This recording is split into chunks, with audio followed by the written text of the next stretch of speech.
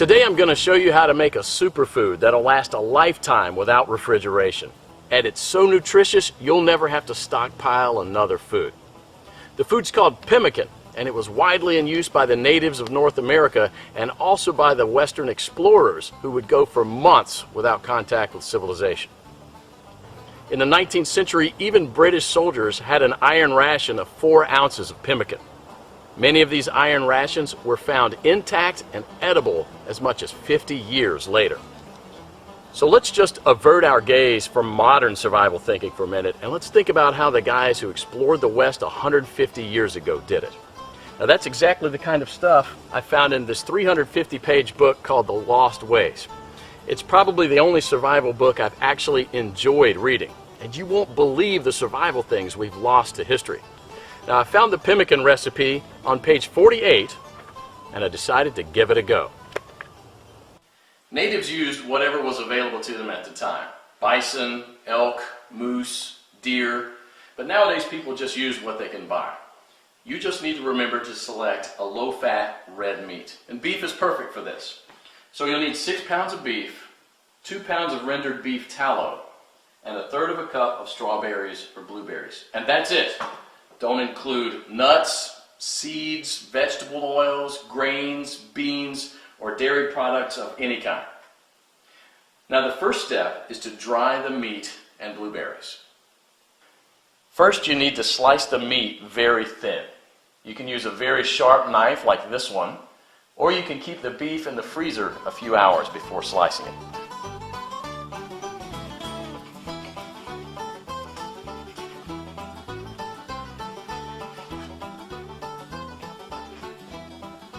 If you don't have a dehydrator, you can set the oven to the lowest possible temperature, around 130 degrees,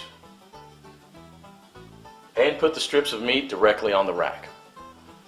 So now place a tin foil on the right side of the rack and spread the blueberries out to dry with the meat.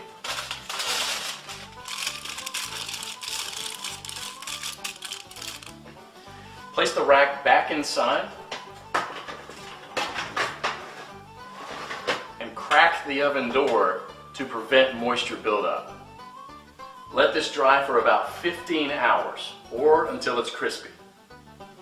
150 years ago, people dried their meat by building a wooden pyramid over a small fire and hanging the meat slices on that. After 15 hours, this is what you should get. Toss it in the food processor until it becomes a powder. Do the same with the blueberries. In the old days, they'd grind it with a rock to crush it into a powder. Generally, well-dried meat will weigh just slightly less than 1/3 of its raw weight. Therefore, 6 pounds of raw lean meat will yield about 2 pounds of thoroughly dehydrated meat. For our next step, we need to cut the fat into small pieces about a 1/2 inch square.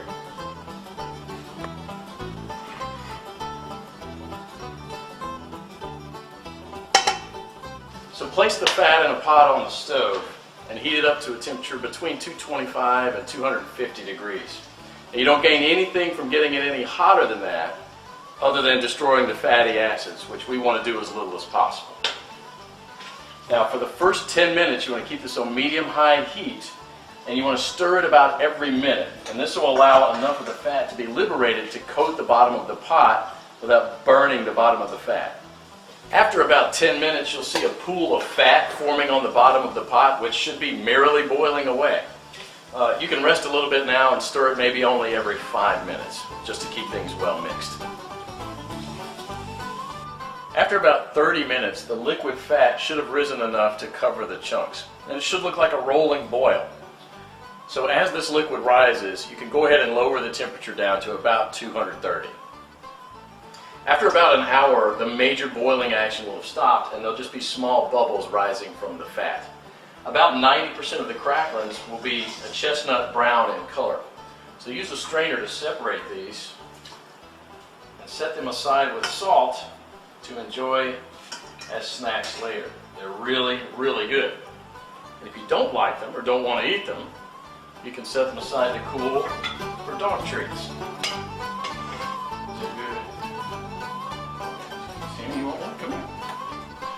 We now have to weigh the amount of ground meat and the amount of rendered animal fat. We have to have the same quantities, so you'll probably have to remove some of the excess fat. Place the remaining fat on the stove. Keep it about 120 degrees.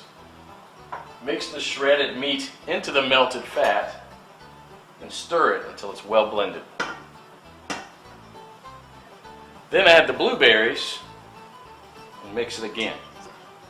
This is how it should look. The fat should be absorbed or coating the meat fibers. There should be very little or no liquid fat pooling in the bottom of the pot. Now, following the instructions from the Lost Ways, you can store it in Ziploc plastic bags and press flat, removing as much air as possible, and therefore preventing the fat from going rancid. This should keep the pemmican from spoiling for a few years without refrigeration. So let's do that. And here's what I got. Pemmican is the ultimate survival food, no matter if you want to bug out or bug in.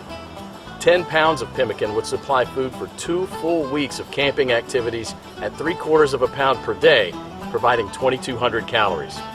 In survival mode, the same 10 pounds of pemmican would supply energy for almost a full month. This was just one awesome chapter in the Lost Ways, but you won't believe the survival skills we've lost to history.